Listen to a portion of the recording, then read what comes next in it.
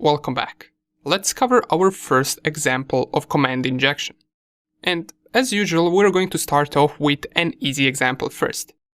This example will be the one from our TryHackMe OWASP Top 10 lab.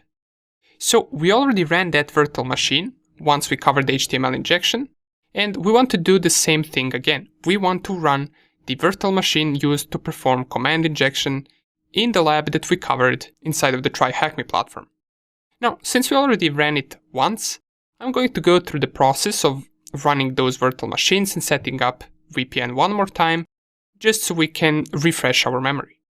So the first thing that we want to do once we open our TryHackMe account is we want to make sure that burp suite is started and that intercept is turned off, and then we want to run our VPN file. Remember, we downloaded it in the home and then our account and in the downloads directory. And all we have to do to run it is type sudo openvpn and then the file name. Enter your password and it will start the VPN for you. Now, if you open another terminal and type in ifconfig command, you should be able to see another interface right here that will give you the IPv4 address that will belong to the TryHackMe network. Okay, awesome. Once you got that set up, you want to navigate to your dashboard, navigate to the Learn tab, scroll all the way down till we find our modules, which are right here. Select Web Hacking Fundamentals. And under here, we want to go with OWASP Top 10. Okay, awesome. As we can see, we are connected to their network. Here is our IP address. As it says even here that we are connected via OpenVPN. So everything is set up good. Now, if you don't connect from the first try, just try to restart both of your OpenVPN and your TryHackMe platform. Just refresh it after you start your VPN again, and it should work perfectly. Now, once we navigate right here, we want to go to the task 4 and task 5. Both of these are command injection. Just this one is only theory. It allows you to read something about it. You can go through all of this if you want to. I do advise you to read it. And you can also read examples of command injection right here under the task 5.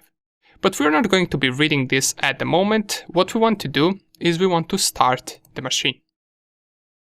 As we remember, it will take around 1 minute for our IP address of our vulnerable virtual machine to appear right here.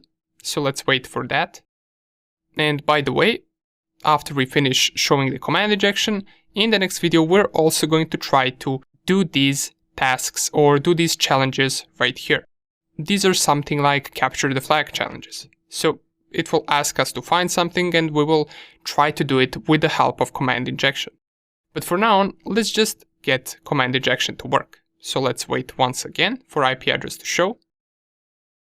And here is my IP address. I'm going to copy it. And the first thing that I always do, which I already mentioned, is I try to ping the IP address. In case you get a response like this where it is not able to ping it, make sure that you wait for a minute or two and then you should be able to ping it, since it does take some time for the machine to set up. So let's Control-C this, wait a couple more seconds and then we will try again. Let's give it a try again, and if I ping it, now we do get the response. Okay, awesome. Let's go back here, and in our challenge, as we already saw previously, we do get this link right here. So this link is what we're going to use to try to perform command injection. Let's click on it, and it should open a page called evilshell.php on our target's IP address. And here we get a simple web application.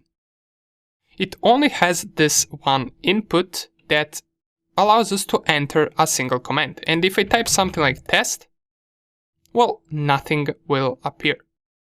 But what would happen if I type something like test and then semicolon to separate the commands and type ls, which is the command to list all the available files in the directory? If I click on submit, now we get a response.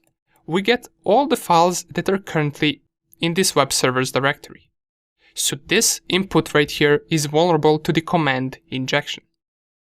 You can do this with any command that you want. You can type test and then semicolon, and then, for example, who am I? And it will tell you which account is it running as.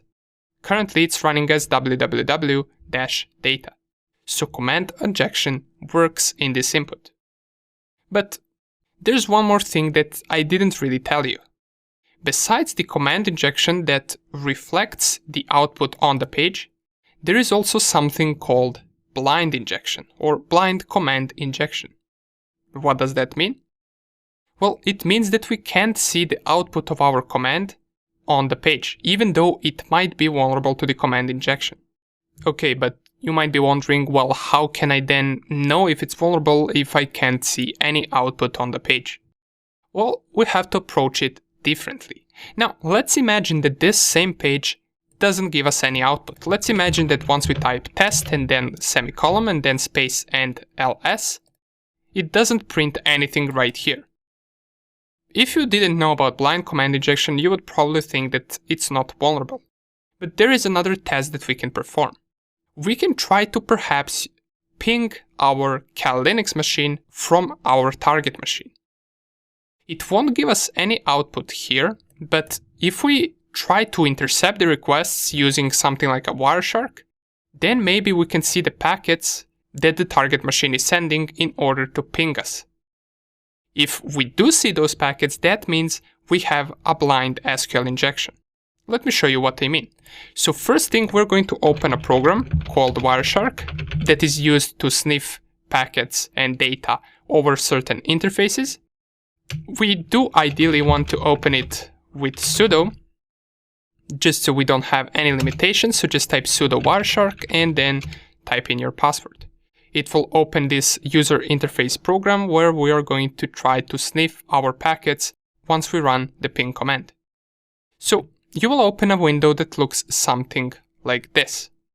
And you will have multiple interfaces right here. Ideally, we want to select the interface that we use with our VPN. And once again, you can figure out which interface that is by typing ifconfig.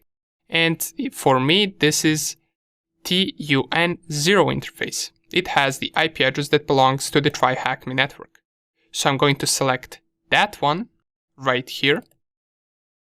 And here it's going to sniff for all the packets that are coming to that interface. Now, in order to discover this blind command injection, what we can do is we can type test and then ping our IP address. So to check out what IP address we have, we can copy it from our ifconfig output right here, and we can paste it here. But before we run it, we want to be specifically sniffing for ping requests inside of our Wireshark. And those packets are also called ICMP packets. So you can type in the search bar ICMP, press enter, and it will only output any ICMP packets that are received right here. So let's give it a try. We typed test, semicolon, then we added space for the second command, and we typed ping and then the IP address. Now, also since Linux systems ping forever until you Control C, we also want to add -C option, which stands for count, and we want to ping only 5 times. So we were going to type ping, IP address, then space, -C, and then 5. In case you don't see it really well, let me enlarge this, and it looks something like this. Once we submit this request, you will notice that this page is loading consistently. And after a few seconds, we get this output. But if we go to our Wireshark, we also get ICMP packets from the target machine. Now, imagine that we didn't get this output right here. We would think that there was no vulnerability. But if we opened our Wireshark and saw the requests coming in, we would know that we have a case of blind command injection. How cool is that? Okay, awesome. And this was the simple example of command injection. In the next video, we're going to take a look at these tasks right here, even though they don't really have much to do with the command injection, but more like system navigation and something like that. But we're nonetheless going to do them just to show how you can approach these challenges. Thank you for watching, and I will see you in the next lecture.